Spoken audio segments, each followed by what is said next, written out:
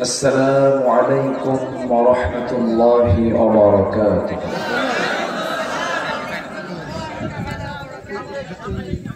إن الحمد لله الأكرم الذي خلق الإنسان وكرمه وعلمه من البيان ما لم يعلم،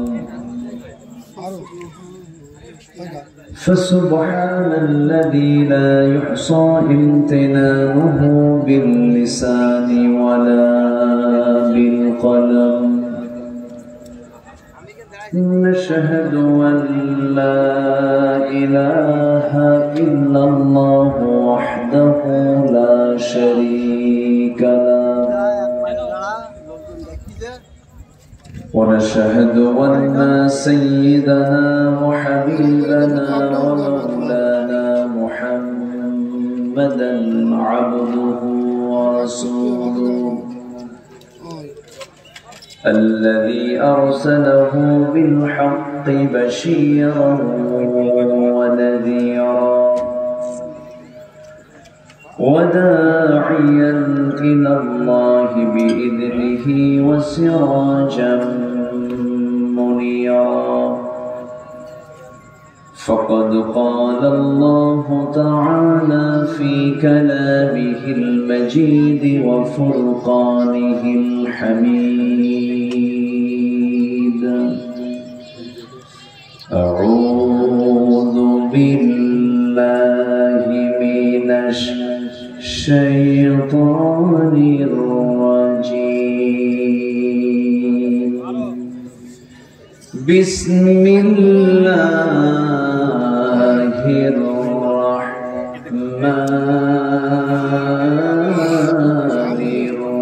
الرحيم.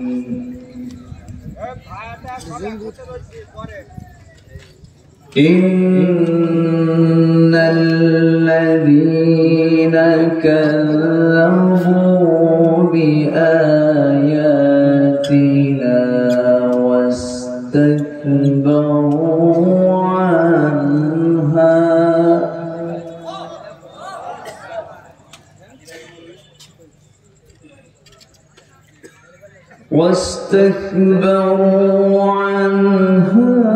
لا تفتح لهم أبواب السماء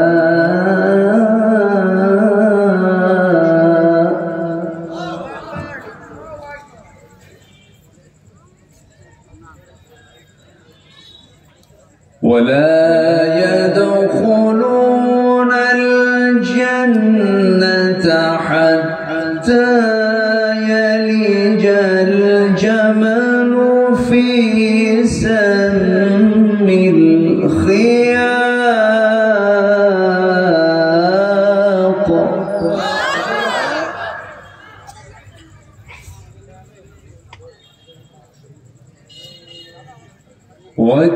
وكذلك نجزي المجرمين.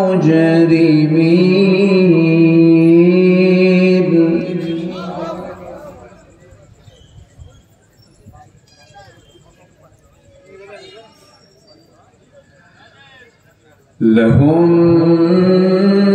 من جهنم مهاد ومن فوقهم غواش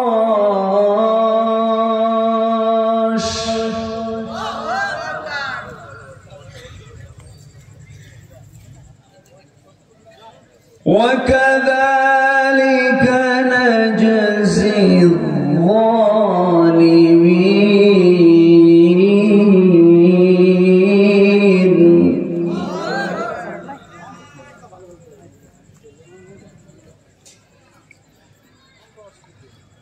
والذين آمنوا وعملوا الصالحات لا نكلف نفسا إلا وسعها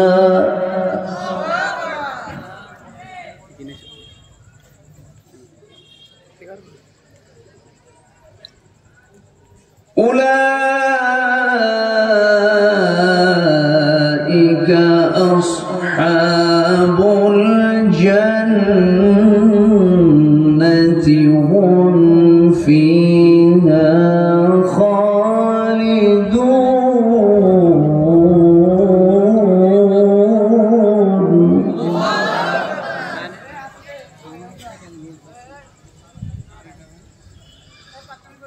الله أكبر.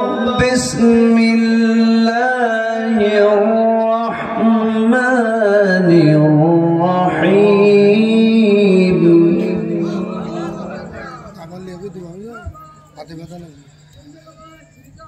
إن الله وملائكته يصلون على النبي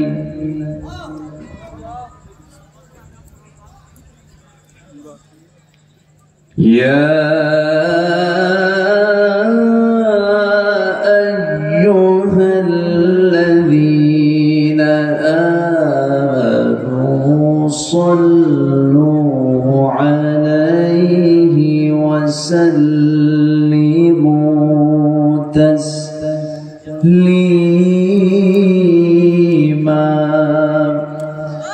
اللهم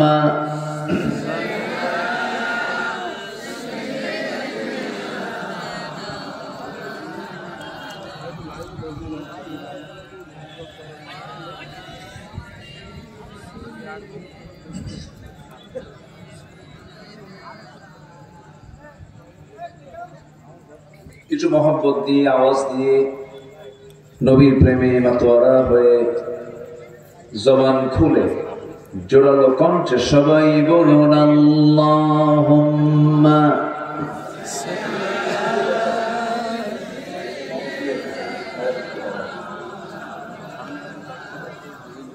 وعلى آل سيدنا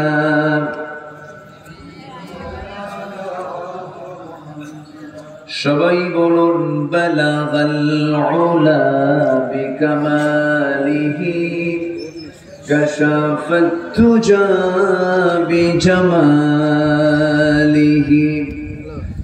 حسنت جميع خصاله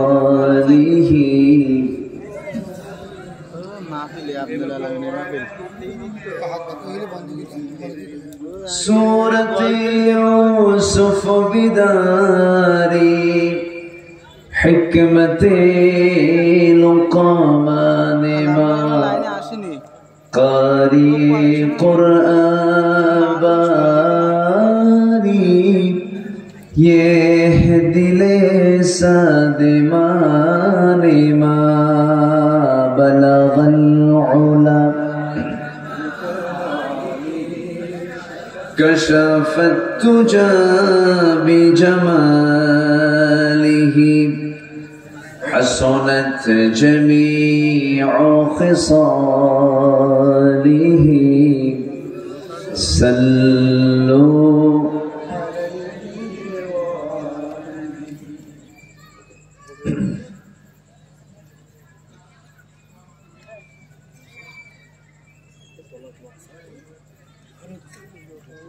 প্রাকৃতিক সৌন্দর্যের এক অপরূপ লীলাভূমি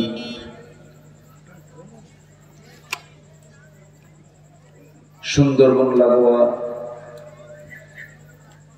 সীমান্তবর্তী জেলা খুলনা অঞ্চলের সাতক্ষীরা জেলার সদর উপজেলার লাপসা যুব কমিটি মাহফিল ইন্তেজামিয়া কমিটি কর্তৃক আয়োজিত দশম বার্ষিকী দুদিনব্যাপী তাফসীর মাহফিল 2025 ফুটবল মাঠে অনুষ্ঠিত আজকের এই মহৎ আয়োজনের সম্মানিত সুযোগ্য সভাপতি বরেণ্য সাহেব সাদর জনাব কাজী আবু হেলাল,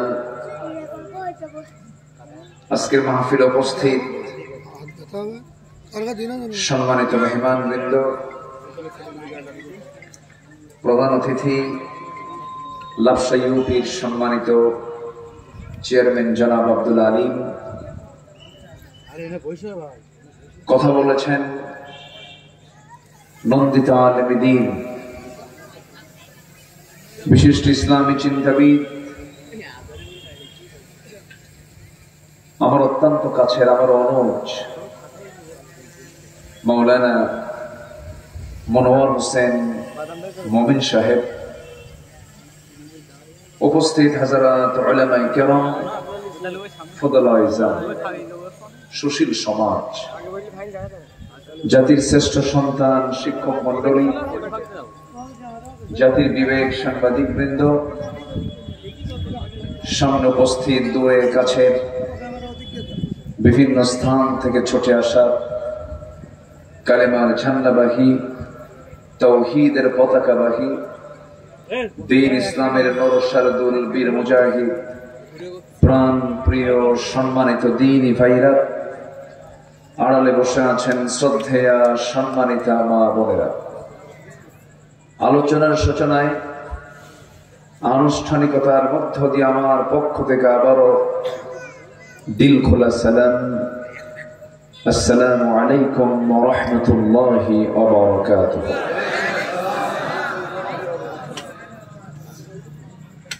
সালামের জবাব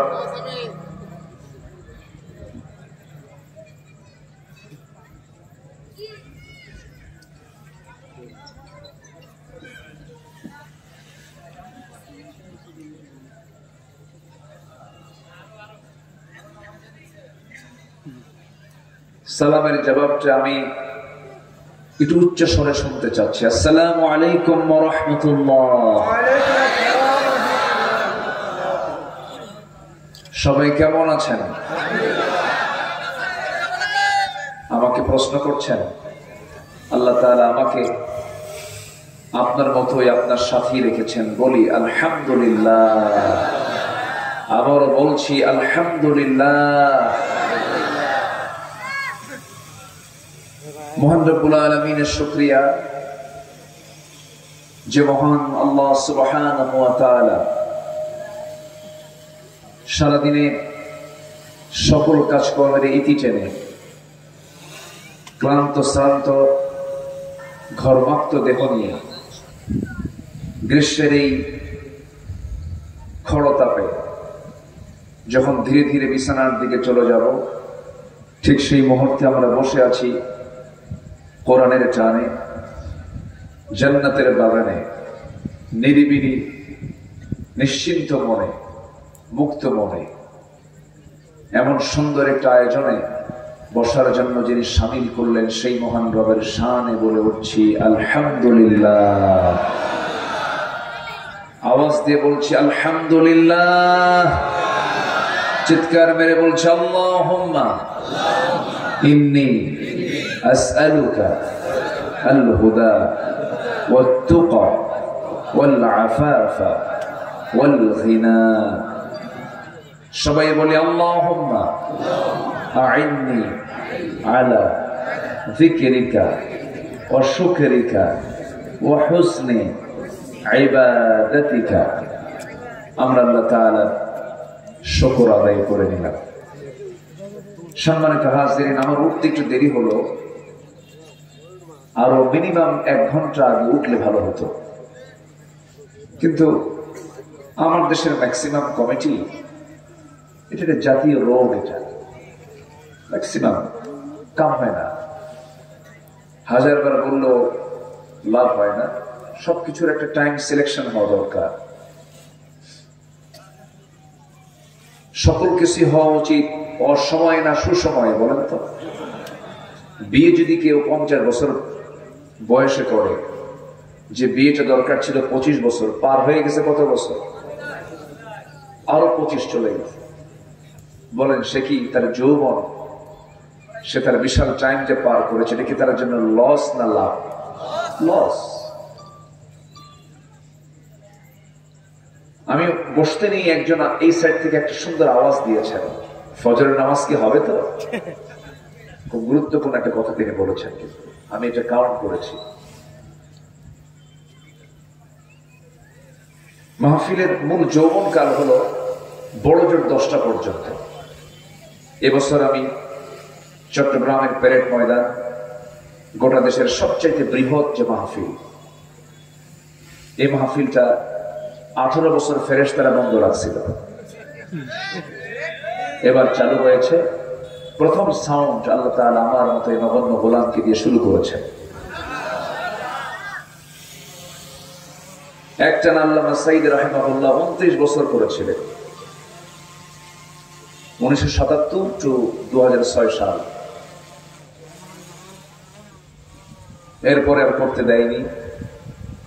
সিলেটের এমসি কলেজ মাঠ, আঞ্জুমানে খেদমতে কোরআন দীর্ঘ যুগ পার হয়ে গেছে, মাহফিল করতে দেয়নি।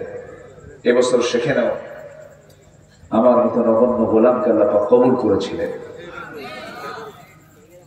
এদেশের যে সমস্ত ফেমাস মাহফিল গুলো, এগুলো দীর্ঘদিন বন্ধ ছিল। পাবনার দারুল আমান ট্রাস্ট এটাও এবার শুরু করেছে আবার।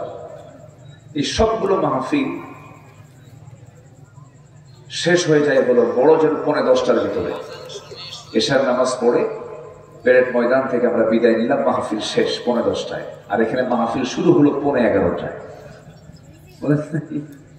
আসলে এই ক্ষেত্রে আমাদের একটু সচেতন হলে ভালো হয়। মাহফিলের যৌবনকাল হলো 8টা থেকে 10টা। সেই যৌবনকাল পার করে আমি উঠছি বুড়াকালে। এখন কাজ হবে তো? খুব আওয়াজ দিয়েছেন একজন, ভাব দেখে মনে হচ্ছে উনি রাতে ঘুমান না। যিনি রাতে ঘুমান না তিনি যাতে কথা বলতে পারেন, কিন্তু ঘুমের দরকার আছে না? বলেন তো। সবকিছুই করতে হবে। অসময় না সুসময়ে বলেন, অসময় না সুসময়ে? সুসময়। এটা খেয়াল করতে হবে। টাইম এটা গুরুত্বপূর্ণ একটা বিষয়। সময়কে নষ্ট করা হত্যার চাইতেও ভয়ঙ্কর। সময় নষ্ট করা, সময় নষ্ট করা ইমানদারের জন্য কখনো শোভনীয় নয়। আল্লাহ রাব্বুল আলামিন বলেন, হুয়াল্লাযী খালাকাল মাউতা ওয়াল হায়াতা লিয়াবলুয়াকুম আইয়ুকুম আহসানু আমালান ওয়া হুয়াল আজিজুল গফুর। তিনি সেই মহান প্রভু যিনি মৃত্যু এবং জীবন সৃষ্টি করেছেন যেন তিনি বুঝিয়ে নিতে পারেন তোমাদের ভিতরে কোন কোন বান্দাগুলো ভালো আমল করে যেতে পারে। নেক আমলের জন্য আমরা দুনিয়াতে আসছি। লা তাজুলু কদমা ইবনে আদম হাত্তা ইউসআল আন 50। কোন আদম সন্তান এক কদম হাসরের দিন সামনে পা ফেলতে পারবে না যতক্ষণ না 5টা প্রশ্নের জবাব না দিতে পারবে। এর মধ্যে 1 নম্বর হলো আন উমরিহি ফিমা আফনাহু। তার জীবন সম্পর্কে প্রশ্ন করা হবে, তার জীবনকাল সে কোন কাজে ব্যয় করেছে। সময়ের দাম আছে না নাই বলেন তো? আছে। ফজরের নামাজ যদি আপনি সূর্য ওঠার পরে পড়েন, কাম হবে? আজকে কয় কাম হবে। যদি চেতন না পান তাহলে কাম হবে। জায়গা পান নাই হঠাৎ করে, কিন্তু রেগুলার জায়গা পান না, তাহলে কি হবে? হবে। ফজরের নামাজের টাইম কিন্তু সূর্য ওঠার পরে নয়। নামাজ টাইম শিখায় দেয়। ফজর নামাজ সূর্যের আগে পড়ো, পরে হবে না। যোহর সময় মতো পড়ো, আসরের সময় পড়লে হবে না। আসর আসরেই পড়ো, মাগরিবের কাছাকাছি গিয়ে পড়ো না। মাগরিবকে এশার সঙ্গে লাগায় দিও না। তাহলে নামাজ কি সুসময় চায় না অসময় চায়? বলেন, অসময় চায় না সুসময় চায়? এটাকে আমরা সর্বোচ্চ খেয়াল রাখার চেষ্টা করবো আগামী থেকে। জোরে বলি ইনশাআল্লাহ। সম্মানিত ভাইরা, সাতক্ষীরা 64 জেলা থেকে স্বতন্ত্র একটা জেলা। আমি কেন বলবো? এই 16 বছর সবচেয়ে বড় মাসরুমের জেলা ছিল কোন জেলা বলেন? সাতক্ষীরা। এই জেলার নাম শুনলেই ওদের গায়ে জ্বালা পড়া হতো। এই নামটা শুনলে ওদের মনে হতো এটা এখনো পাকিস্তান আছে। এটা সম্পূর্ণ ভুল চেতনা, ভুল চিন্তা তাদের। সম্মানিত ভাইয়েরা, আমি ধীরে ধীরে আলোচনার দিকে যাচ্ছি। আমি যেখান থেকে তেলাওয়াত করেছি সেই তেলাওয়াতকে আয়াতকে সামনে রেখেই কিছু কথা বলবো আমি। ওমা তাওফীকি ইল্লা বিল্লাহ। আল্লাহ যেন আমার মুখ থেকে সেই কথাগুলো বের করে দেয় যে কথাগুলো মুসলিম উম্মার জন্য এই মুহূর্তে দারুণ প্রয়োজন। জোরে বলি আমিন, আরো জোরে আমিন। ফিলিস্তিন রক্তের বন্যা বয়ে যাচ্ছে। গোটা পৃথিবীর সবচাইতে মুসলমান বেশি যে দেশে, ভারত, যদিও তারা সে দেশে সংখ্যা লঘু, কিন্তু মুসলমান সংখ্যার দিক থেকে পৃথিবীতে সবচেয়ে বেশি মুসলমান কোন দেশে? ভারতে। ইন্ডিয়ার মসজিদগুলো ভেঙে চুরমার করে দেওয়া হচ্ছে, মুসল্লিদেরকে ধরে ধরে রক্তাক্ত করে দেওয়া হচ্ছে, শহীদ করে দেওয়া হচ্ছে। কাশ্মীর একটি জ্বলন্ত অগ্নিকুণ্ড হয়ে আছে। বিশ্বের প্রতিটি মুসলিম জনপদে মুনাফিকরা মজলুমদের উপরে জুলুমের মাত্রা বাড়িয়ে দিয়েছে। আরবের মতো দেশে জেলখানায় হাজার হাজার আলেমকে তারা জেলে বন্দী করে রেখেছে। আমার দেশেও দীর্ঘ 16 বছর একটা শাসক গোষ্ঠী ক্ষমতায় ছিল। ফেরাউন বেঁচে ছিল হলো 1600 বছর, এরা ছিল হলো 16 বছর। সংখ্যার যে মিল হলো কেমনে বুঝলাম না, ঠিক কিনা বলেন? একটা সংখ্যার মিল আছে না নাই বলেন তো? চরিত্রের 16 আনা মিল ছিল। ফেরাউন ইলেকশন দিত না, ফেরাউন জনগণের রায়কে মানত না।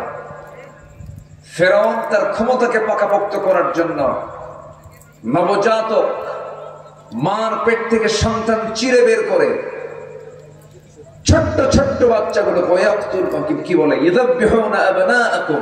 ছেলে সন্তানগুলোকে জব করত তার ক্ষমতাকে পাকাপোক্ত করার জন্য। বিগত 16 বছরে 60,000 মানুষকে খুন করা হয়েছে, একটা দুটা না, 60,000। সর্বশেষ 36 জুলাই 2000 আমার আপনার কলিজার টুকরা সন্তানদেরকে শহীদ করে দেওয়া হয়েছে, হত্যা করা হয়েছে। এর মূল উদ্দেশ্য একটাই ছিল, চেয়ার ছাড়া না চেয়ার ধরা? বলেন, চেয়ার ছাড়া না চেয়ার ধরা? এরপরে মাঝে মাঝে বলতো আমার ক্ষমতার কোনো লোভ নাই, এরকম বলতো কিনা বলেন? বলতো।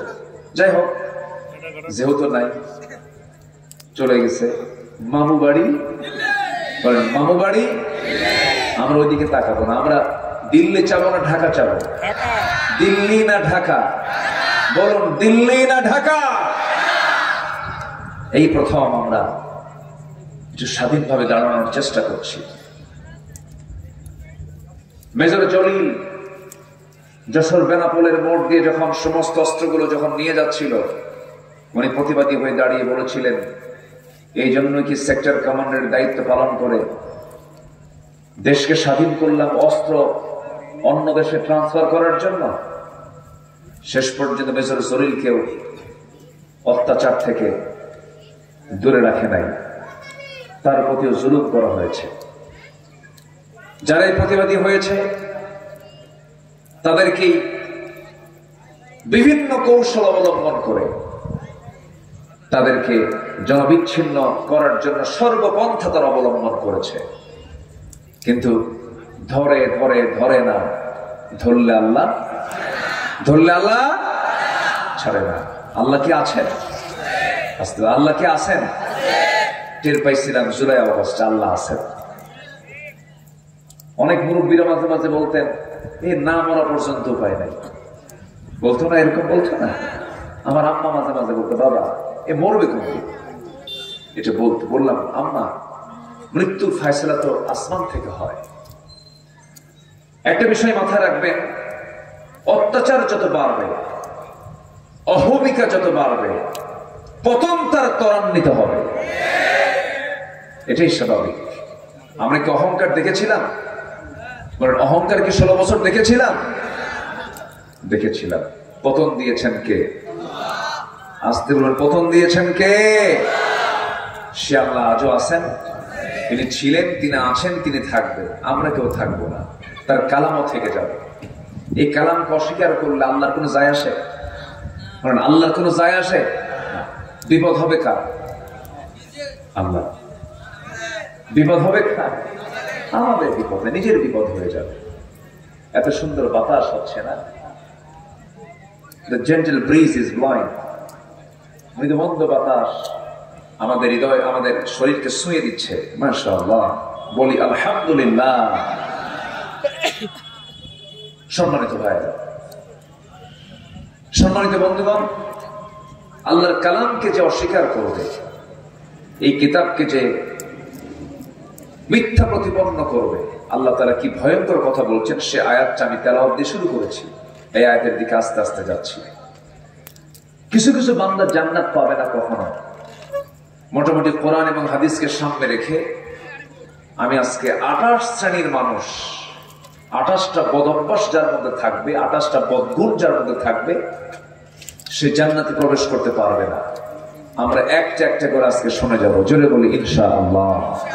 কয়জন, কত শ্রেণী বলেন তো? 28 শ্রেণী। এটা কি আমি আব্দুল্লাহ আমার কথা না আমার নবীর কথা? নবীর কথা, আমার আল্লাহর কথা। একটু কান লাগাবে। আমি সোজা আলোচনার দিকে যাচ্ছি। খুব বেশি যে লম্বা সময় পাবো তাও না, সব দিকে তাকিয়ে আমি নির্দিষ্ট সময়ের মধ্যে শেষ করার চেষ্টা করবো। ওয়ামা তাওফীকি ইল্লা বিল্লাহ। আল্লাহ রাব্বুল আলামিন সূরাতুল আরাফের মধ্যে বলছেন, আল্লাহ রাব্বুল আলামিন সুন্দর করে বলছেন, ইন্নাল্লাযীনা কাযযাবু বিআয়াতিনা ওয়াস্তাকবারু আনহা লা তুফাত্তাহু লাহুম আবওয়াবুস সামা ওয়া লা ইয়াদখুলুনাল জান্নাতা হাত্তা ইয়ালিজাল জামালু ফি সাম্মিল খিয়াত وكذلك نجزي المجرمين. জোরে বলুন আল্লাহু আকবার। ইন্না নিশ্চয় আল্লাযীনা যারা কাযযাবু মিথ্যা প্রতিপন্ন করবে বিআয়াতিনা আমার আয়াতের, ওয়াস্তাকবারু আনহা এবং যারা অহংকার করে এই কিতাব থেকে নিজেকে গুটিয়ে রাখবে, যারা অস্বীকার করবে, মিথ্যা প্রতিপন্ন করবে, অহংকার যারা দেখাবে, আল্লাহ নিজেবার বলছেন লা তুফাত্তাহু লাহুম আবওয়াবুস সামা, তাদের জন্য আমি আল্লাহ আসমানের কোন দরজাই খুলব না। বাবুন এক বচন, এক দরজা, আবওয়াব বহু বচন, মানে আসমানের দরজা একটা না 7টা? আসমান কয়টা বলেন ভাই? আসমান কয়টা? সাবআ সামাওয়াত, 7টা আসমান। আমরা কয় আসমান দেখেছি? আমরা কয় আসমান দেখেছি বলেন? আরো আছে কয়টা? এটা বাদে আরো আছে কয়টা? 6টা। পৃথিবীতে শুধু একজন মানুষ 7টা আসমানই দেখেছেন। তিনি কে? বলুন বলুন বলুন বলুন, মুহাম্মদ সাল্লাল্লাহু আলাইহি ওয়াসাল্লাম। তাহলে আল্লাহ পাক বলছেন, যারা আমার আয়াতকে অস্বীকার করবে, মিথ্যা প্রতিপন্ন করবে, আমি তাদের জন্য আসমানের কোন দরজাই খুলব না। আবওয়াব, তাদের জন্য কোন দরজা খুলব না। এখানে প্রশ্ন হলো, তাহলে অস্বীকার করার কারণে যদি দরজা না খোলা হয়, যারা স্বীকার করবে, যারা আয়াতকে মানবে, তাদের জন্য দরজা বন্ধ না খোলা? খোলা। আল্লাহ দরজা খোলা কোথায় নিয়ে যাবেন? আমারে তাহলে অবশ্যই নিয়ে যাবেন কোথাও, কি ঠিক কিনা বলেন? আমার বন্ধুগণ, আল্লাহ রাব্বুল আলামিন বান্দাকে অফার করছেন, সাবআতু ইযিল্লুহুমুল্লাহু ফি যিল্লিহি ইয়াউমুল লা যিল্লা ইল্লা যিল্লুহু, ইমামুন আদিলুন, রাজুলুন কলবুহু মুআল্লাকুন বিল মাসাজিদ। হাসরের দিন কোন ছায়া থাকবে না কোন বান্দার জন্য, তবে সেদিন ছায়া শুধু খুঁজে পাওয়া যাবে আর শাজিমের ছায়াটা খুঁজে পাওয়া যাবে। সে আর শাজিমের ছায়ায় আল্লাহ রাব্বুল আলামিন সব শ্রেণী থেকে বাছাই করে নিয়ে মাত্র 7টা শ্রেণীকে আর শাজিমের নিচে জায়গা দিবেন। জোরে বলি সুবহানাল্লাহ। কয় শ্রেণীকে? কোন কোন আর কোন কিসের ছায়া তলে? আর শাজিমের ছায়া তলে জায়গা করে দিবেন। আর শাজিম কি দুনিয়ার কোথাও আছে? আর শাসিমটা হলো 7 আকাশের উপরে। সুবহানাল্লাহ বলা যাবে না? আমাকে কে নিয়ে যাবেন? বলেন আমাকে কে নিয়ে যাবেন? দুনিয়ার কোন ওই ছোটখাটো সেই বিমানে করে না, এই সমস্ত বিমান চলবে না, অচল এগুলো। এই গতি দিয়া আর শাসিমের ছায়া আমরা খুঁজে পাবো না। স্পেশাল ফ্লাইটে করে আল্লাহ তাআলা আমাকে আর শাসিমের ছায়ায় জায়গা করে দিবেন। সুবহানাল্লাহ বলা যাবে না ভাই? সেটা কি বেনামাজি লোক না নামাজি লোক? যাকাত দাতা না সুদখোর? বলেন বলেন বলেন বলেন, বেনামাজি না নামাজি? আচ্ছা, ওই 7 শ্রেণী কারা কারা আমি একটু আস্তে আস্তে যাব, আমাকে একটু সময় দিবেন। সময় দেবেন তো নাকি? আমি লক্ষ্য করলাম এই পর্যন্ত 8 থেকে 10 জন ভাই উঠে দাঁড়িয়েছেন এবং চলে যাওয়ার মতো করে হাতে জুতা করে নিয়ে চলে যাচ্ছিলেন। আমি চাই না আর একটা লোক মনোযোগের আগ পর্যন্ত, আমি চাই না যে একজন লোক উঠে যাক। সবাই থাকবেন, থাকবেন না ইনশাআল্লাহ? জোরে বলি ইনশাআল্লাহ। আমাদেরকে দীর্ঘদিন কথা বলতে দেয়নি যারা, আজকে তাদের কথা বন্ধ হয়ে গেছে। আজকে এখন কেন? এই সাতক্ষীরার এক এসপি,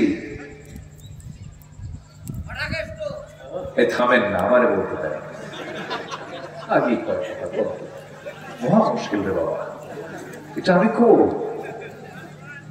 এই সাতক্ষীরার কোন এক এসপি আমাকে, এসপি কার্যালয়ে একটা মাহফিল ছিল আমার, ওরে সব খবর জানা গেল। সে মাহফিল শেষ করে এটারও না হয়, এটারও মনে হয় আরো 10-15 গুণ মানুষ বেশি ছিল, তারও বেশি হবে। সে মাহফিল শেষ করে আমি আমার গাড়িতে চড়ব, টোটাল ডিবির টিম আমাকে ঘেরাও করে বলল, হুজুর চলেন, এসপি সাহেব আপনাকে সালাম দিছে। শুধু সালামই দেয়, বুঝলেন, কোনো কালাম করে না, খালি সালাম। তো আমি চলে গেলাম, আমাকে সারা রাত ঘুম পাড়তে দেয়নি। পরের দিন সকাল 10টা-11টার দিকে আমাকে এমন অসভ্য ভাষায়, অশালীন ভাষায় আমাকে যে কথাগুলো বলা হলো, এটা কোনো বৈধ কোনো মায়ের সন্তান হতে পারে না। বৈধ মা যদি হতো, আমার মনে হয় এমন জাতীয় কুরুচিপূর্ণ কথা মুখ থেকে বের হওয়ার কথা না।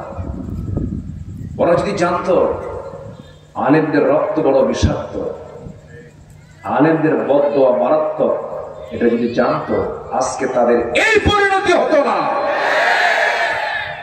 এটা হতো না।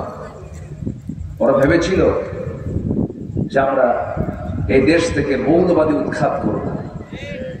মৌলবাদী উৎখাত হবে না, আমরা মূল জায়গায়, আমরা মৌলবাদী, আমরা মূল জায়গায় আছে, তোমরা আগায় আছো।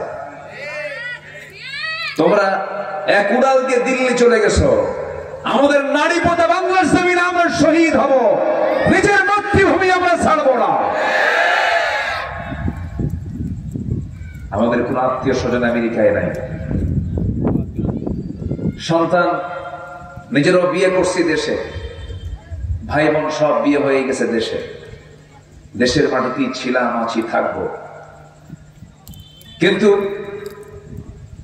আপনারা দেশকে এত ভালোবাসেন, দেশে একটা মহিলা খুঁজে পেলেন না, শেষমেশ কলিজার টুকরো একটা সন্তান, তাও বিয়ে করেন 7 সাগরের 13 নদী পাড়ি দিয়ে আমেরিকায়। কি ঠিক কিনা?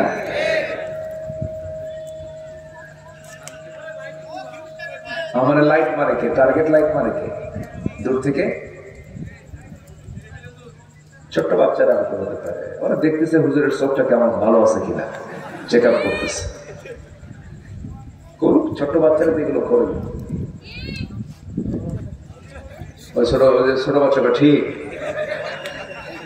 এগুলো করে না, সমস্যা নাই, ভালো বাবা থাকতে পারে। ওরা তো এগুলোই করে। ওদের শুক্রবারের নামাজ দেখছেন, সবার শেষে সব দুষ্টগুলো এক জায়গায় হয়, একজন রুকুতে যায়, আরেকজন পিছনে মারে ভূতা।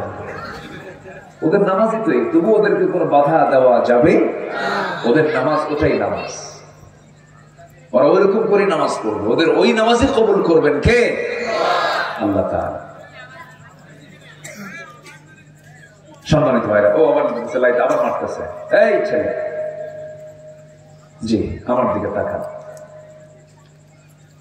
সম্মানিত বন্ধুগণ,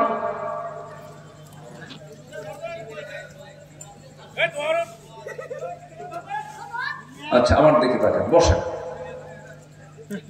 সম্মানিত বন্ধুগণ, যদি কোনো পুরুষ কোন নারীকে বিয়ে করতে চায়, ইজাব কবুল আগে দরকার না ঈমান আগে দরকার? বলেন বলেন, ইজাব কবুল আগে দরকার না ঈমান আগে দরকার? ওয়ালা তানকিহুল মুশরিকাত হাত্তা ইউমিননা, ঈমান না আনা পর্যন্ত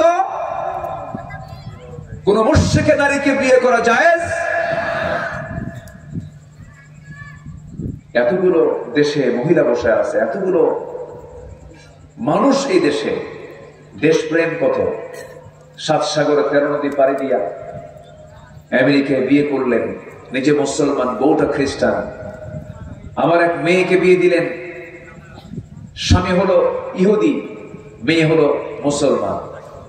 বলেন তো এগুলোর বাচ্চা কি হবে? বলেন। একজন কি জানি বলছে কোরাস নাকি ক্রস। গাধা আর ঘোড়ার মিলনে, গাধা আর ঘোড়ার মিলনে যে বাচ্চাটা হয় এটা হচ্ছে খচ্চর। কি বলেন তো? খচ্চর। আমরা বাংলার জমিনার খচ্চরদের নেতৃত্বের পুনরাবৃত্তি দেখতে চাই না। রাজি আছেন কারা কারা? হাত উঁচু করে দেখান মুসলমান।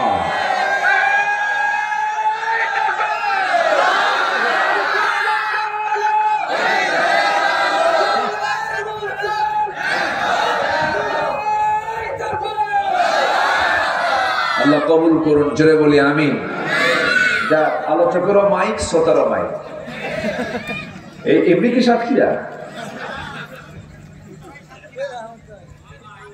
খুব ভালো, মাশাআল্লাহ। আমি এটা বিচিত্র দেখলাম আজকে, খুব ভালো। আলহামদুলিল্লাহ, বলি আলহামদুলিল্লাহ। মুহাদ্দিস আব্দুল খালেক সাহেবকে চেনেন আপনারা? মানুষ এত ভদ্র হয়, এত ভদ্র মানুষ। এরকম ধরনের লোক যদি প্রত্যেকটা আসন থেকে, এদেশের প্রত্যেকটা নির্বাচনী আসন থেকে যদি নির্বাচিত হয়ে পার্লামেন্টে বসতে পারত, দেশ হয়ে যেত জান্নাতের টুকরা।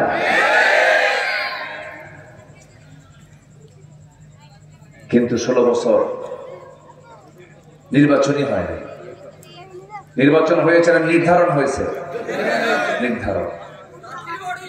দিল্লি যা কইছে তাই শুনছে। আমরা কারো প্রভাবে প্রভাবিত হতে চাই না। আমরা জ্বলে উঠতে চাই আপন শক্তিতে, নিজের কদমকে মজবুত করব। বাঘের লেজ হওয়ার দরকার নেই, বিড়ালের মাথা হয়ে থাকবো, ঠিক কিনা? বাঘের লেজ আর বিড়ালের মাথা, বিড়ালের কি মাথা হয়ে থাকবো। বাঘের লেজ হওয়ার দরকার নাই, বাঘের লেজ হওয়ার দরকার নেই। আমরা আমাদেরকে নিয়ে থাকবো, জোরে বলে ইনশাআল্লাহ। আমাদের সাহায্য করবেন কে? আমাদের সাহায্য করবেন কে? আল্লাহ। আল্লাহ রাব্বুল আলামিন সূরাতুল আরাফের 40 নম্বর আয়াতে বলছেন, যারা আমার আয়াতকে অস্বীকার করবে এবং অহংকার যারা দেখাবে, অহংকার মানে হলো আল্লাহর আয়াতকে তো মানি না, আবার বলে এই আয়াতে কেমন কি হবে, এই আইন দিয়ে সমাজ চলবে না। এটা কি বিনয়ের কথা না অহংকারের কথা? এই খুলনা বিভাগে একজন বড় বুজুর্গ আছে, কুষ্টিয়ার ভেড়ামারায় তার বাড়ি, আল্লামা হাসানুল হক ইনু। নাম শুনছেন আপনারা? ইনু। আমি চ্যালেঞ্জ ছুড়ে দিলাম, ওই এলাকার জনগণ তার একটা মেম্বারও ভোট দেবে না। কোন দলের কোন কর্মী নাই, এক নেতা এক দল, এক নেতা এক দল। নিজেও ডুবছে, সবাইকে নিয়ে ডুবাইছে। তেতুল হুজুর বলেছে আলেমকে, আল্লামা সাঈদীর মতো মানুষকে বলেছে কুলাঙ্গার। অনেক কথা বলেছে, অনেক শব্দ চয়ন করেছে আলেমদের বিরুদ্ধে, ইসলামের বিরুদ্ধে। কুটকুট করে হাসি দিয়েছে, মিষ্টি বিতরণ করেছে। যেই ট্রাইব্যুনালে ওরা বিচার করেছে সেই ট্রাইব্যুনালে আল্লাহ ওদেরকে হাজির করিয়েছে। আল্লাহ আছে না নাই? যে গর্ত খনন করবে সে গর্তেই পড়বে। এই জন্য মাথায় রেখে চলতে হয়, জুলুম কখনো করা যাবে না, অহংকার করা যাবে। অহংকার যারা করবে আল্লাহ রাব্বুল আলামিন বলেন, এখন আল্লাহ বলছেন লা তুফাত্তাহু লাহুম আবওয়াবুস সামাই ওয়া লা ইয়াদখুলুনাল জান্নাহ হাত্তা ইয়ালিজাল জামালু ফি সাম্মিল খিয়াত। এই সমস্ত বান্দাগুলোর জন্য আসমানের কোন দরজা খোলা হবে না, সব ক্লোজ করে দেওয়া হবে এবং তারা কখনো জান্নাত পাবে না। যেমন করে বৃহৎ আকারের একটা উট যেমন ছিদ্র, ছোট্ট সুঁয়ের ছিদ্র পথে যেমন প্রবেশ অসম্ভব, এমনি করে ওই সমস্ত বান্দার জন্য জান্নাতে যাওয়া তেমনই অসম্ভব। উদাহরণটা কত ভয়ঙ্কর উদাহরণ! একটা সুঁয়ের ছিদ্র পথে চোখে কম দেখা লোক একটা সুতাই ঢুকাতে পারে না, সেই সূচের সেই ছিদ্র পথে একটা উট যেমন প্রবেশ অসম্ভব, এই সমস্ত বান্দার জন্য আমার জান্নাতে যাওয়া তেমন অসম্ভব। কি রাগ করে কথা আমার আল্লাহ বলেছেন। আমার ভাইয়েরা, এই জন্য জান্নাত পাওয়ার জন্য আমরা অহংকারী হব না, বিনয়ী হব। প্রতিশোধ নেব না, ক্ষমা করব। এই 16 বছর এরা ছিল, এরা কি ক্ষমা করেছে না প্রতিশোধ নিয়েছে?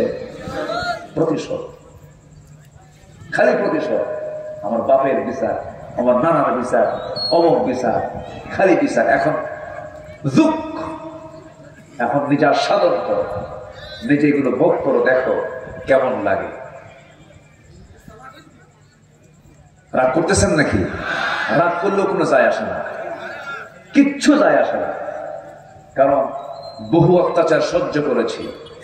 একটু কথা শুনতেই হবে, একটু মনোযোগ দিয়ে শোনেন। তাহলে জান্নাতে যাবে না 28 শ্রেণী। কত শ্রেণী বলেন? 28 শ্রেণী। এর মধ্যে একটা শ্রেণী কিন্তু বলে দিয়েছে অলরেডি, সেটা হলো যারা আমার আয়াতকে, যারা আল্লাহর কোরআনকে যারা অস্বীকার করেছে। এটা দিয়ে আইন চলবে না, এটা দিয়ে সমাজ চলবে না, এটা দিয়ে রাষ্ট্র চলবে না, এমন লোক তো আমার দেশে নাই। আসতে বলবেন না, আছে না নাই? যারা আছে তারা কি নামাজ পড়ে কিনা বলেন? নামাজও পড়ে, প্রথম কাতারের মুসল্লিও বটে, মুখে দাড়িও আছে, মাশাআল্লাহ, চোখে সুরমাও লাগানো আছে, মাথায় টুপিও আছে, পরনে লম্বা কাপড়ও আছে, মাঝে মাঝে উমরায় যায়, সবকিছুই করে, কিন্তু বলে যে না, আল্লাহর আইন এই সমাজে চলতে পারে না, সব শেষ। জমিন যা হুকুম চলতে হবে তার। এই জমিন আমরা কার আইন চাই বলেন? আসতে বলবেন না, কার আইন চাই? এই কথা বলতে নিয়ে যে ব্যক্তি দুর্বলতা প্রকাশ করবে, তার ঈমান আছে না গেছে? চলে গেছে। জমিন যা হুকুম চলতে হবে তার। ইনিল হুকমু ইল্লা লিল্লাহ। এটা কি আমার কথা না আল্লাহর কথা? এটা কি মোল্লার কথা না আল্লাহর কথা? আল্লাহর কথা। আমার জমিন, আমার আইন চলতে হবে, কোন আইন চলবে না। এই জাতীয় মানসিকতা নিয়ে যে বান্দা চলবে, তার জন্যই জান্নাত অবধারিত। আল্লাহ রাব্বুল আলামিন সূরা আরাফের 40 নম্বর আয়াতের পরে একটা আয়াত বলেছেন, এরপর আরেকটা তৃতীয় আয়াতে বলছেন, ওয়াল্লাযীনা আমানু ওয়া আমিলুস সালিহাতি লা নুকাল্লিফু নাফসান ইল্লা ওয়াসআহা উলাইকা আসহাবুল জান্নাতি হুম ফিহা খালিদুন। জোরে বলুন আল্লাহু আকবার। তবে হ্যাঁ, যারা ঈমান আনবে এবং নেক আমল করবে, ওই সমস্ত বান্দাগুলো জান্নাতের বাসিন্দা হয়ে যাবে, এবং যে জান্নাতে একবার ঢুকবে এটা তার জন্য অস্থায়ী কোনো জায়গা নয়, তার জন্য আমি আল্লাহ রাব্বুল আলামিন স্থায়ী জান্নাতের বন্দোবস্ত করে দেব। জোরে বলে সুবহানাল্লাহ। আরেক জায়গায় বলছেন, ইন্নাল্লাযীনা আমানু ওয়া আমিলুস সালিহাতি কানাত লাহুম জান্নাতুল ফিরদাউসি নুজুলা খালিদিনা ফিহা লা ইয়াবগুনা আনহা হিওয়ালা। এবং আয়াতের শেষে বলছেন, সূরার শেষে বলছেন ফামান কানা ইয়ারজু লিকা রাব্বিহি ফালইআমাল আমালান সালিহান ওয়ালা ইউশরিক বিইবাদাতি রাব্বিহি আহাদা। ও বান্দা, ঈমান আনবে, নেক আমল করবে, আমি তোমাকে স্থায়ী জান্নাত দিয়ে দেব, 1 নাম্বার জান্নাত দেব। জোরে করুন সুবহানাল্লাহ। এবং আল্লাহ বলছেন, যে বান্দা আমার সঙ্গে লিকা করতে চায়, ফামান কানা ইয়ারজু লিকা, যে বান্দা আমার সঙ্গে সাক্ষাৎ করতে চায়, ফেস টু ফেস হতে চায়। লিকা মানে হলো মাঝখানে কোনো আড়াল থাকবে না। লিকা, যে ব্যক্তি আমাকে দেখতে চায়, আমার সঙ্গে সাক্ষাৎ করতে চায়, সেই জন্য 2টা আমল করে আসে। একটা হচ্ছে নেক আমল করবে এবং শিরিক মুক্ত হয়ে আমার কাছে আসবে। পূর্ণিমার চাঁদ যেমন স্পষ্ট দেখা যায়, একজন ইমানদার বান্দা জান্নাতে আল্লাহকে তেমন ভাবেই দেখতে পাবে। জোরে কোন সুবহানাল্লাহ। সবাইকে জান্নাতে আল্লাহকে দেখতে রাজি আছেন? সবাই দেখতে রাজি আছেন তো ইনশাআল্লাহ? আল্লাহর আয়াতকে অস্বীকার করব না স্বীকার করব? দল করব কার? আরো জোরে, দল করব কার? কোন ব্যক্তির না আল্লাহর, কোন নেতার না আল্লাহর। নেতা মানবো কয়জনকে? সেটা কার দেওয়া, কার নির্ধারণ করে দেওয়া? সেই নেতার নাম কি? বলুন, সেই নেতার নাম কি? মুহাম্মদুর রাসূলুল্লাহ। বাস, ক্লিয়ার কথা। এখানে কোনো ফাঁক ফোক রাখা যাবে না। অনেকে বলে ধর্ম ব্যক্তিগত বিষয়, ধর্মকে রাষ্ট্রের সঙ্গে নিয়ে আসা যাবে না। ধর্ম যার যার পার্সোনাল ব্যাপার। পাক্কা শয়তান ওটা। ওটা কি শয়তান বলেন? পাক্কা শয়তান। যে বলবে ধর্ম ব্যক্তিগত বিষয়, এটা রাষ্ট্রে নিয়ে আসা যাবে না, ওটা পাক্কা মানে শয়তান। দেখতে ওইরকম, ওটাই শয়তান। ধর্ম কোনো ব্যক্তিগত শুধু বিষয় না, ধর্ম রাষ্ট্রেরও বিষয়। রাষ্ট্র সংস্কার হবে ধর্ম দিয়া। রাষ্ট্র ধর্মকে চালাবে না, ধর্ম রাষ্ট্রকে চালাবে। কথা ক্লিয়ার? কথা ক্লিয়ার? রাষ্ট্র দিয়ে ধর্ম চলবে না, ধর্ম দিয়ে রাষ্ট্র চলবে। ইসলাম দিয়ে রাষ্ট্র দিয়ে ইসলাম চলবে না, ইসলাম দিয়ে রাষ্ট্র চলবে। ইসলাম দিয়ে রাষ্ট্রের অধীনে ইসলাম না, ইসলামের অধীনে রাষ্ট্র। এই কনসেপ্ট বদ্ধমূল করতে হবে। দেখবেন দেশে একটা পরিবর্তন চলে আসছে। ইসলামকে সামনে রাখতে হবে। ব্যক্তির চেয়ে দল বড়, দলের চাইতে দেশ বড়, এটা কোন কথা? এটা তো কুফরি কথা।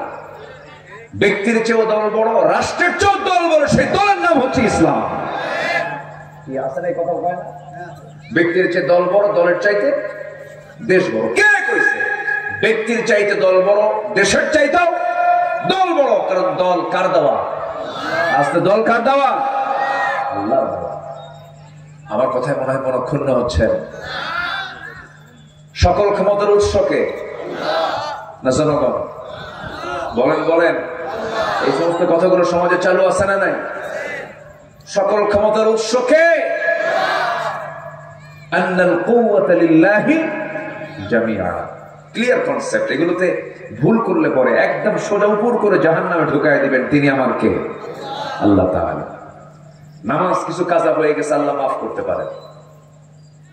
রোজা কিছু বাদ গেছে, আল্লাহ মাফও করতে পারে। হাক্কুল্লাহ তো এটা, হাক্কুল্লাহ না, আল্লাহ মাফও করতে পারেন। কিন্তু আপনি যদি বলে ফেলেন না আল্লাহর আইন চলতে পারে না, যদি বলতে চান যে না জনগণের সকল ক্ষমতার উৎস, আপনার হাজার নামাজ আপনাকে জান্নাত দিতে পারবে না।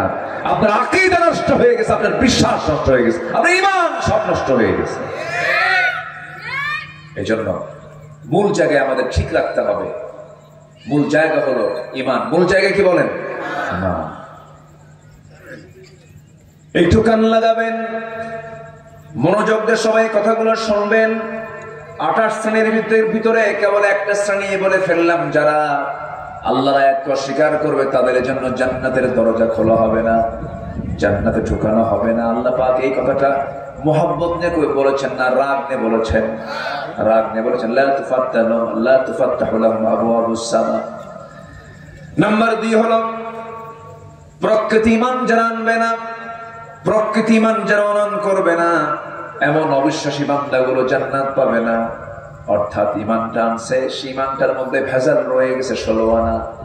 আল্লাহ রাব্বুল আলামিন এক জায়গায় বলছেন ওয়ালা তালবিসুল হাক্কা বিল বাতিল, তোমরা হকের সঙ্গে বাতিলকে মিশ্রণ করতে যেও না। দেখবেন কিছু কিছু লোক নামাজও পড়ে আবার সুদও খায়। এটা মনে হয় সাতক্ষীরাতে নাই। এখন কি উঠবেন না ভাই? উঠলে কিন্তু ভাববো ওটাই সুদ খায়।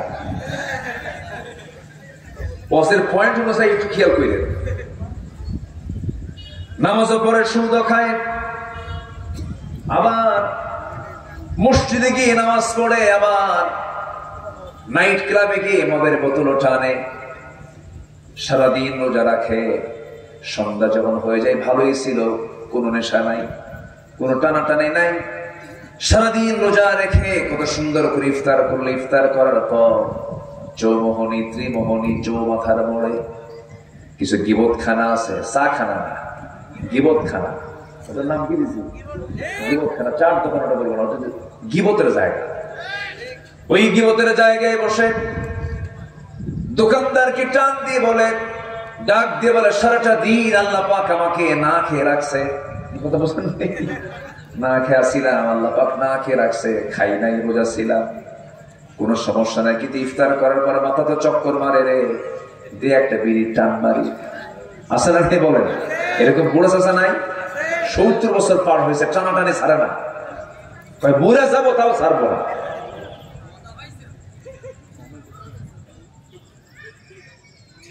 আপনি রোজা রাখলেন, সামান্য বিড়ি ছাড়তে পারলেন, আপনি কি রোজা রাখলেন? তা তো হলো না। আবার এটা নিয়ে প্রশ্ন করে, হুজুর বিড়ি খাওয়া জায়েজ আছে কিনা? মানে জায়েজের চেষ্টায় আছে। এগুলো করা যাবে না। কোন গুনাই ছোট নয়, সব গুনাই বড়। কোন গুনাকে ছোট মনে করবে যে সেও একটা গুনাহগার। কি কথা কি বুঝতেছেন কি আপনি? ইমানদারদের যত্ন হবে আমার জীবনে যেন কোনো গুণ স্পর্শ না করে, কোনো গুনাহ যেন আমার জীবনে যেন কখনো আসে না আসে। ছোট হোক বড় হোক, কোনো গুনাহ আমার জীবনে ছোঁয়ানো যাবে না, লাগানো যাবে না। কোন নফল কাজকেও বাদ দেওয়া যাবে না। রাস্তায় চলতেছেন, মাহফিল থেকে যাওয়ার পথে যদি দেখেন রাস্তার মাঝখানে একটা খোয়া পড়ে আছে, তরিকুল আদা, যে খোয়ার উপরে, যে জিনিসটার উপরে পা রাখলে পরে একজনের পাটা মস্ত যেতে পারে, সে পড়ে যেতে পারে, স্লিপ কাটতে পারে। আপনি করলেন কি আস্তে করে সেই কষ্টদায়ক বস্তু রাস্তা থেকে আস্তে করে হাতের মধ্যে তুলে নিয়ে অথবা পা দিয়ে সরাই একটা সাইডে রেখে দিলেন। আল্লাহ রাসূল বলছেন ইমানের 70টারও বেশি শাখা প্রশাখা আছে, এর মধ্যে এটাও হলো ইমানের একটা শাখা। জোরে কোন সুবহানাল্লাহ। কোনো কিছু দিয়ে খাটো চোখে দেখা যাবে না, সমস্ত আমলগুলো লুটপাট করে নিতে হবে। নেক আমলগুলো একটাও বাদ দেওয়া যাবে না, খামসা মেরে নিয়ে আসতে হবে। খামসা মারা পর্যন্ত, হ্যাঁ, এরাকে কি বলে? খামসা বলে না? হ্যাঁ, ধরে ধরে নিয়ে আসা। আপনাদের ভাষা তো অনেক সুন্দর, সাতক্ষীরার মানুষের ভাষা অনেক মিষ্টি। কিন্তু ভাত খেয়ে যাবেন বলো, বলো বলে না, ভাত খেয়ে যাবেন বলো। এই বলো শব্দটা আপনাদের ভাষার গহনা। বলি আলহামদুলিল্লাহ। নোয়াখালীর মানুষের ভাষার গহনা বলো। ভাত খাবেন কেন? মানে ভাত খাবেন কেন? যাবেন কেন? যাবেন কেন? বলে কেন বলে। এরকম এখানে বলো বলে, নোয়াখালীতে কেন বলে। লক্ষ্মীপুরে এবং ভোলাতে এরা যে বলে, হুজুর দোয়া করবেন যে, ভাত খাবেন যে। কোথায় যাবেন যে? সব জায়গায় যে। লোক তার নোয়াখালীতে কেন, লক্ষ্মীপুরে যে, সাতক্ষীরায় বলো। হ্যাঁ, আর রাজশাহীতে কেমন আছো গো? ভাত খেয়েছো গো? কি কথা কি বুঝতেছেন আপনারা? এই যে বলে দিল। এই যে ভাষা, এই যে ভাষার গহনা, একটা নারীকে মানায় গহনা যখন লাগায়, তো প্রত্যেকটা ভাষার মধ্যে একটা গহনা আছে না নাই? এই গহনাগুলো কে ঢুকায় দিয়েছেন? গহনাগুলো ঢুকায় দিয়ে বলতেছেন বলো, যখন বলবে ভাত খেয়ে যাবেন বলো সাতক্ষীরা, যখন বলবে কেন নোয়াখালী, যখন বলবে যে লক্ষ্মীপুর, যখন বলবে গ রাজশাহী। আলহামদুলিল্লাহ। সম্মানিত ভাইয়েরা, কথার তো কোনো থা নাই, বহুদিকে চলে যাচ্ছি, লাইন আবার আসে। ইমানটা আমরা আনবো দিল থেকে না মুখ থেকে? বলেন, মুখ থেকে না দিল থেকে? দিল থেকে। মুখে তো বলবো লা ইলাহা, এবং এটা দিলে লালন করবো, জোরে বলি ইনশাআল্লাহ। কোন আইন মানে না, কার আইন ছাড়া? আল্লাহর আইন ছাড়া। এটার উপরে টিকে থাকতে হবে। টিকে থাকাটাই সবচেয়ে বড় চ্যালেঞ্জ। এই 16 বছর বহু আলেম বাতিলদের তোষামোদী করেছে। প্রধানমন্ত্রীর মদতপুষ্ট হয়ে খতিবের পদটা পর্যন্ত দখল করেছিল। পৃথিবীর ইতিহাসে কোথাও দেখি নাই। হয়তো রাষ্ট্রপ্রধান, প্রধানমন্ত্রী তিনি ক্ষমতাচ্যুত হয়েছেন, দেশ থেকে চলে গেছেন, কিন্তু পৃথিবীর ইতিহাসে মানে এই প্রথম প্রধানমন্ত্রীও নাই, বাইতুল মুকাররমের খতিবও নাই। কি ঠিক আছে না? ঠিক আছে না? কওমি জননী খেতাব দিয়েছিলেন তিনি, কওমি জননী।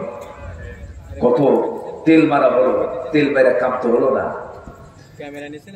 সম্মানিত বন্ধুগণ, ঈমান এনেছি, ঈমান নিয়ে আমরা টিকে থাকবো, জোরে বলি ইনশাআল্লাহ। এটাই সবচেয়ে বড় চ্যালেঞ্জ। বিশ্বস্ত সূত্রে আমি জানাচ্ছি আপনাকে, এই যে এতগুলো তাজা প্রাণগুলোকে ফাঁসির কাস্টে ঝুলিয়ে মারা হলো, যে সমস্ত ব্যক্তিগুলোকে, পাবনার পর আল্লাহর ওয়ালা মানুষ, পিরোজপুরের আল্লাহওয়ালা মানুষ, ওই যশোরের কি বলে ফরিদপুরের আল্লাহওয়ালা মানুষ, এই যে লোকগুলোকে দুনিয়া থেকে বিদায় করে দেওয়া হলো, সুস্থ সবল মানুষগুলোকে ধরে ধরে একদম রাষ্ট্রীয় হত্যা করা হলো। এই সমস্ত লোকের কিন্তু কোনো দোষ ছিল না, দোষ ছিল একটাই, তারা বলেছেন ঈমান এনেছি, এর উপরে আমরা টিকে থাকবো, বাতিলদের সামনে মাথা নত করবো না।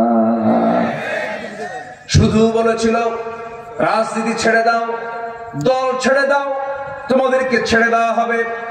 তারা বলেছেন জীবন দিয়ে দিব, কিন্তু কোনোদিন দল ছাড়বো না, আল্লাহর দল করেই যাব। ফাঁসির রশি গলায় ঝুলায় নেব, শহীদ হয়ে যাব, হাসতে হাসতে ফাঁসির মঞ্চে চলে যাব, বাতিলদের কাছে মাথা নত করব না। আমার দেশে ওয়াজ করতে নিয়ে আর অন্য দেশের কোন ব্যক্তির এক্সাম্পল টানতে হয় না। আমার দেশে খোবাবের উত্তরসূরিরা রেকর্ড করেছেন। খোবাবের কথা কে না জানেন? খোবাব মদিনায় চলে আসছেন হিজরত করে, আমার নবীর সঙ্গে তিনি ছিলেন, দিন গ্রহণ করেছেন।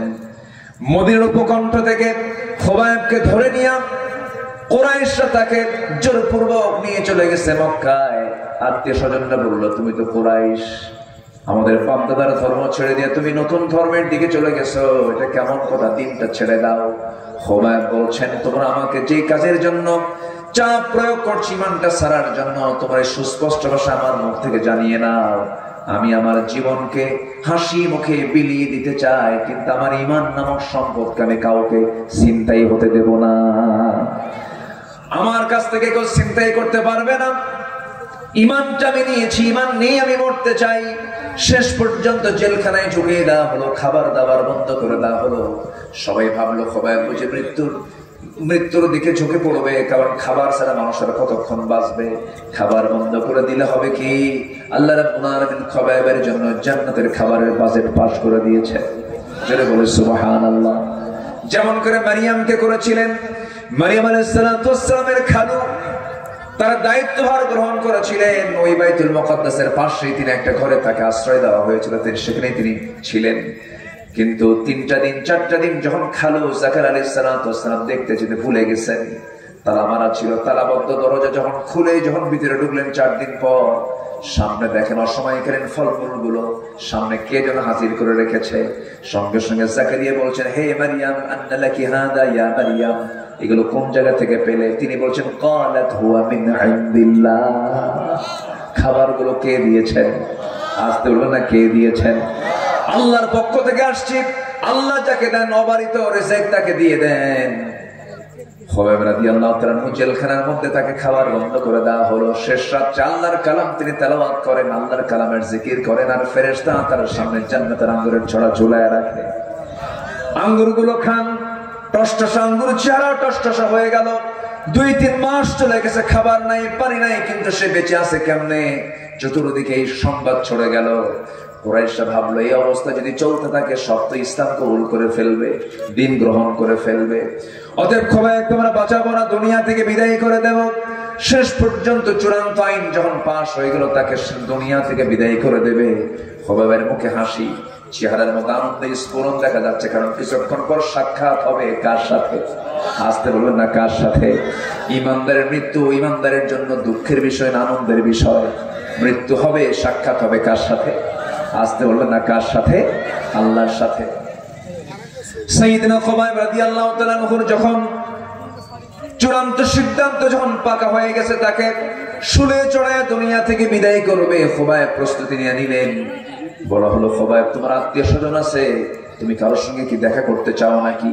খোবাইব বলছেন, আল্লাহর কসম করে বলে দুনিয়াতে আমার যত আত্মীয় স্বজন আছে আমার কারোর সঙ্গে কথা বলার দরকার নাই, সাক্ষাতেরও কোনো প্রয়োজন নাই। তবে আমার শেষ ওসিয়ত তোমরা যদি পূরণ করতে চাও, যেহেতু মরেই যাচ্ছি আমি, শহীদ হয়ে যাচ্ছি আমি, আমার শেষ ওসিয়ত যদি পূরণ করতে চাও তোমরা, আমি তোমাদেরকে বলবো কিচ্ছু চাই না আমি, আমাকে ওযুর জন্য কিছু পানি আমাকে দিতে পারবা নাকি? আমি ওযু বানাবো, ওযু বানায় নামাজে দাঁড়ায় আমি আল্লাহর সঙ্গে একটু কথা বলবো, আমাকে সুযোগটা দিয়ে দাও। ওযুর পানি দেওয়া হলো, ওযু বানালেন, নামাজে দাঁড়ালেন, 2 রাকাত নামাজ শুরু করলেন। প্রথম রাকাত লম্বা সূরা দিয়ে নামাজ পড়লেন, দ্বিতীয় রাকাতে নামাজ পড়তে নিয়ে ভাবলেন লম্বা যদি নামাজ পড়ি কাফের মুশরিকরা আমাকে সন্দেহ করতে পারে, মৃত্যুর ভয়ে বুঝি খোবাইব নামাজটাকে লম্বা করতেছে। এই চিন্তা মাথায় নিয়ে করলেন কি, দ্বিতীয় রাকাতে গিয়ে ছোট্ট সূরা পড়লেন, একটু তাড়াহুড়ো করলেন, রুকু করলেন, সিজদা দিলেন। নামাজটা শেষ করেই আকাশের দিকে 2টা হাত উঁচু করে